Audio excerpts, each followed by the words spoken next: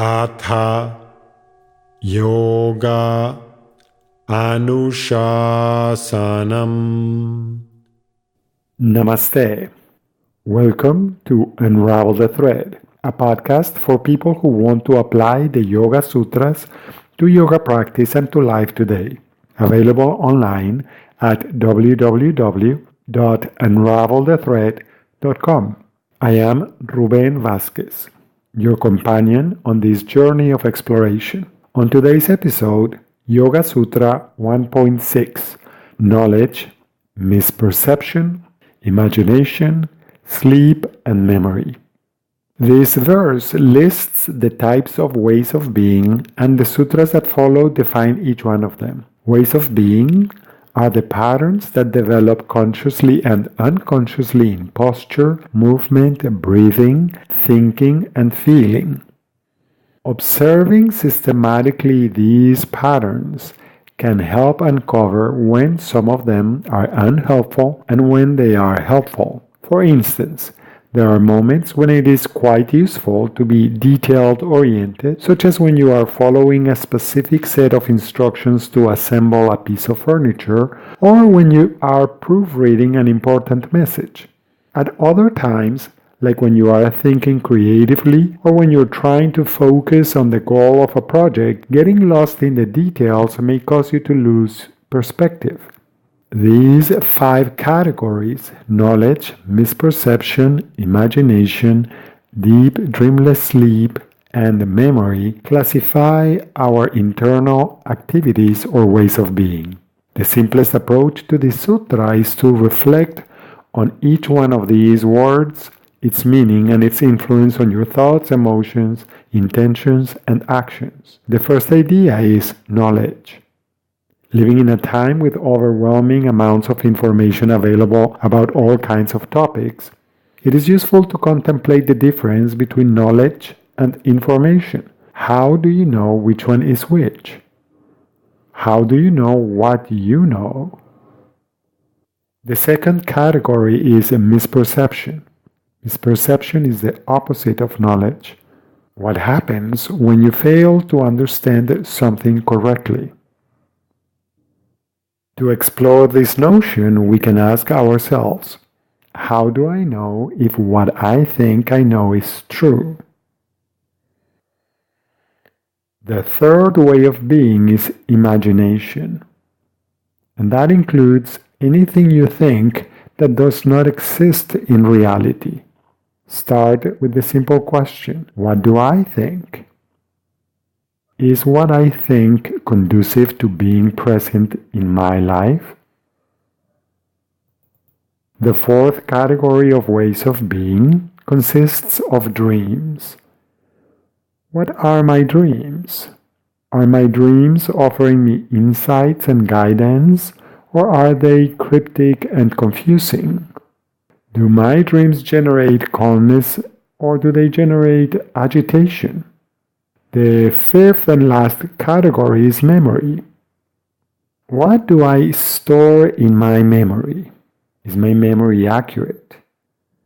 What are the effects of my memories on my thoughts, emotions, desires, and choices?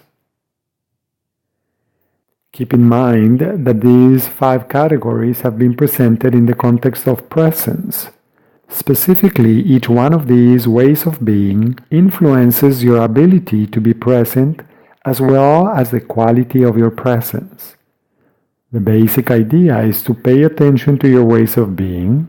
Then, it is easier to notice the relationships between your posture, movements, breathing, thoughts, and emotions, like when your posture influences your emotions. Also when your thoughts affect your breathing, or when your emotions influence your posture. You can put this idea into practice by asking yourself, is this posture useful? Is this way of moving helpful? Does this way of breathing contribute to the quality of my participation in this moment?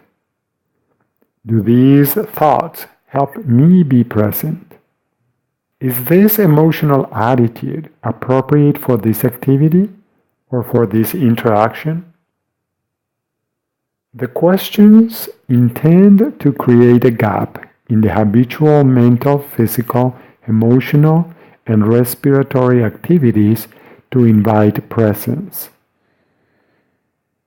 The overarching goal is to enhance the quality of your experience. To assess the quality of your experience, it is helpful to clarify your intention. Why am I doing this? And then corroborating that what you are doing is what you intend to do. By shining the light of awareness on what you are doing, you can make conscious decisions. In addition, these questions foster recognition that the input you perceive delivers useful feedback to help fine-tune your participation in whatever you are doing. In the following verses, Patanjali provides definitions of each one of these 5 ways of being. As usual, you can also chant this sutra to feel its vibrations directly in your whole being. In this case, the traditional chant lists the 5 categories as individual words. Pramana, Viparyaya, Vikalpa, Nidra, Smritaya. Pramana, Viparyaya, Vikalpa, Nidra, Smrtayaha.